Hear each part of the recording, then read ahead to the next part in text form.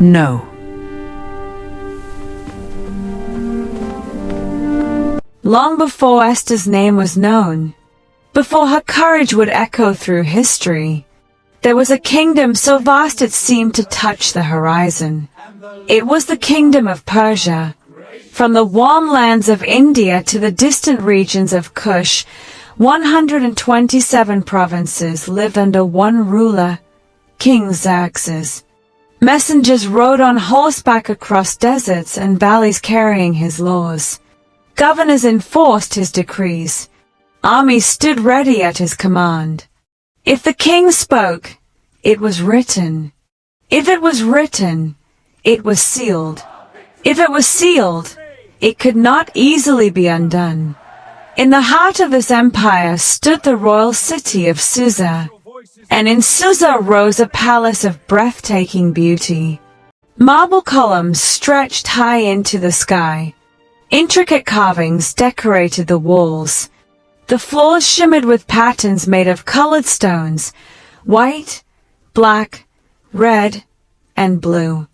During the day, sunlight poured into the courtyards, bouncing off gold decorations until everything seemed to glow.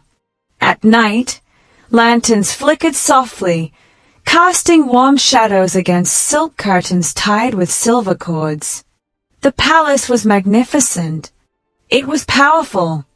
It was impressive. But even the grandest palace cannot protect a heart from pride. And even the mightiest king is still human. In the 3rd year of his reign, King Xerxes decided to do something unforgettable. He wanted every noble, every prince, every military leader, and every official to see the greatness of his kingdom with their own eyes. So he announced a royal feast. Not for a day, not for a week, but for 180 days. 6 months of celebration. 6 months of showcasing treasures gathered from across the empire. Guests arrived dressed in fine robes and embroidered garments. Some traveled for weeks just to attend. They entered the palace gates in awe. Tables overflowed with delicacies, roasted lamb seasoned with fragrant spices, sweet figs and dates, fresh bread still warm from stone ovens. Wine was poured into golden goblets, each cup uniquely crafted, no two exactly alike. Silk cushions lined the banquet halls.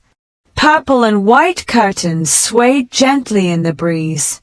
Musicians played gentle melodies that floated through the corridors. Laughter echoed against marble walls. Day after day, the king displayed his wealth, not just to celebrate, but to remind everyone of his strength.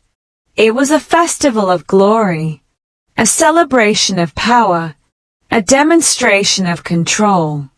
And when the 6 months ended, King Xerxes still was not finished. He invited everyone in the citadel of Susa, rich and poor alike, to a final 7-day banquet in the palace courtyard. It was grand.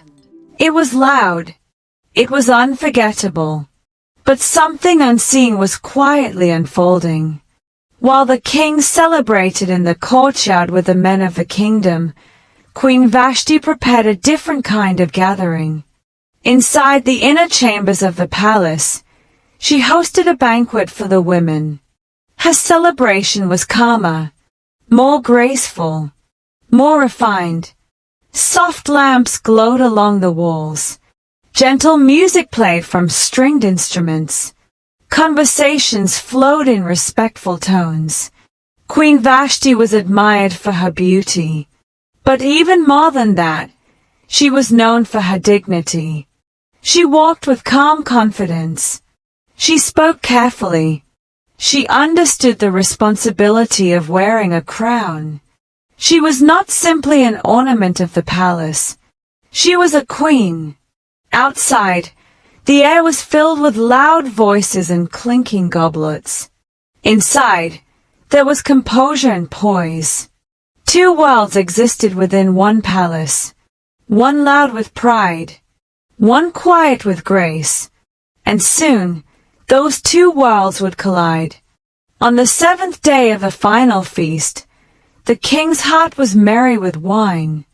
The air was thick with celebration. Nobles leaned back on golden couches. Laughter rose into the warm evening sky. In that moment, surrounded by admiration and applause, the king felt powerful, perhaps more powerful than ever before.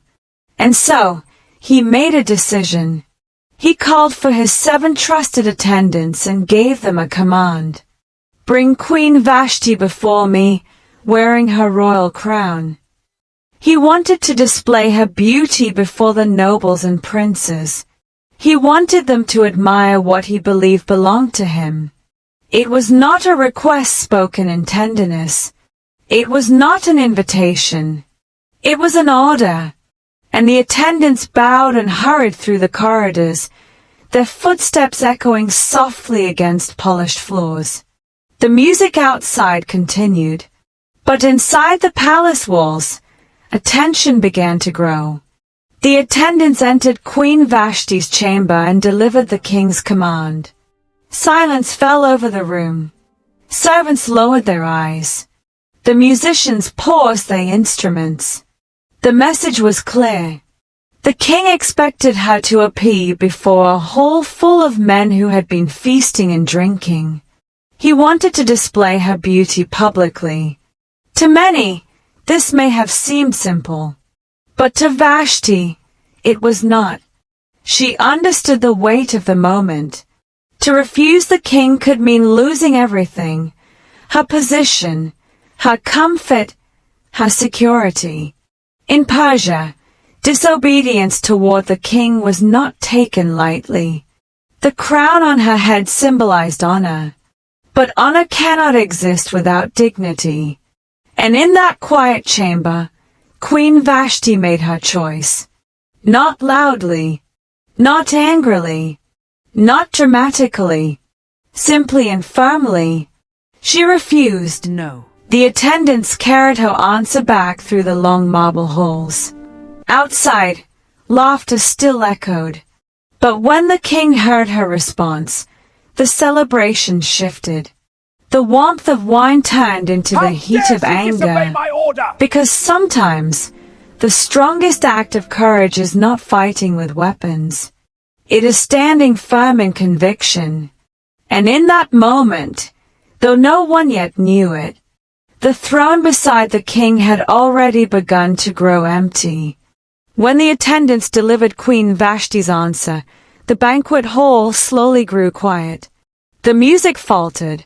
Laughter faded. All eyes turned toward the king. At first, there was disbelief. Surely the queen would not refuse. Surely there had been a misunderstanding. But there was no mistake. Her answer was clear. She would not come. King Xerxes felt his face grow hot. His hands tightened around the arm of his golden couch. Before all the nobles, before the princes of Persia and Media, his authority had been challenged. And in a kingdom built on power and unquestioned command, this felt dangerous. Not only to his pride, but to his image. The wine that had filled him with joy now stirred something else. Anger. Not loud shouting. Not wild rage. But a slow, burning fury. The whole waited. The empire held its breath. The king did not act immediately. Instead, he turned to the wise men who understood the laws of Persia, advisors who studied customs and traditions. They gathered close. They spoke carefully. One advisor, Memucan, stepped forward and addressed the king respectfully. "Your Majesty," he began, "Queen Vashti has done wrong, not only against you, but against all the officials and people of every province." The men murmured in agreement. Memucan continued, "If word spreads that the queen has refused the king's command, women throughout the empire may look at their husbands with disrespect." The concern was not love, it was control. The advisors feared disorder. They feared change. They feared what might happen if Vashti's courage inspired others. And so, from fear, they offer their solution. The advisors propose something bold. Let a royal decree be written. Let it be sealed with the king's signet ring. Let it be sent to every province in its own language. Queen Vashti would no longer come before King Xerxes. Her royal position would be given to another, someone better than she. And let it be declared throughout the land that every man should rule over his own household. The words sounded strong, final, unchangeable. King Xerxes listened. His pride was still wounded. His authority felt threatened. And in that vulnerable moment, he agreed. The scribes were summoned. Scrolls were unrolled. Ink touched parchment. The decree was written. The royal seal was pressed into warm wax. And just like that, a queen lost her crown. No ceremony. No farewell. Only silence. Sometimes the loudest decisions are made in the quietest moments. Days passed. The feast ended. The guests returned to their provinces. The music faded from the palace halls. The golden goblets were stored away. And the palace grew quiet. In the stillness, King Xerxes began to reflect. The wine no longer clouded his thoughts. The cheering nobles were gone. The advisors returned to their duties. And the throne beside him remained empty. Where there had once been a queen sat only silence. Perhaps he remembered her grace. Perhaps he remembered her dignity. But the law of Persia could not be undone. What was written was written. What was sealed was sealed. And the king could not simply reverse it. Power had limits, even for a king. Seeing the king's restlessness, his personal attendants gently offered a suggestion. Let a search be made, they said. Let beautiful young virgins be gathered from every province. Let them be brought to the palace. And let the one who pleases the king become queen in place of Vashti. The idea pleased the king. It offered distraction. It offered renewal. It offered a way forward. Soon, another decree was sent throughout the 127 provinces. Officials were appointed to gather young women and bring them to the royal citadel of Susa. In homes across the empire, families heard the news. Some felt excitement. Some felt fear. Some felt uncertainty. Among those provinces lived a young Jewish girl. She did not live in wealth. She did not live in the palace. She did not dream of a crown. Her name was Esther. She lived quietly with her cousin Mordecai. She did not know about the king's loneliness. She did not know about the empty throne. She did not know that royal officers would soon knock on her door. But heaven knew. And sometimes, when it seems like kings are making decisions, God is quietly preparing someone for purpose. And this was only the beginning.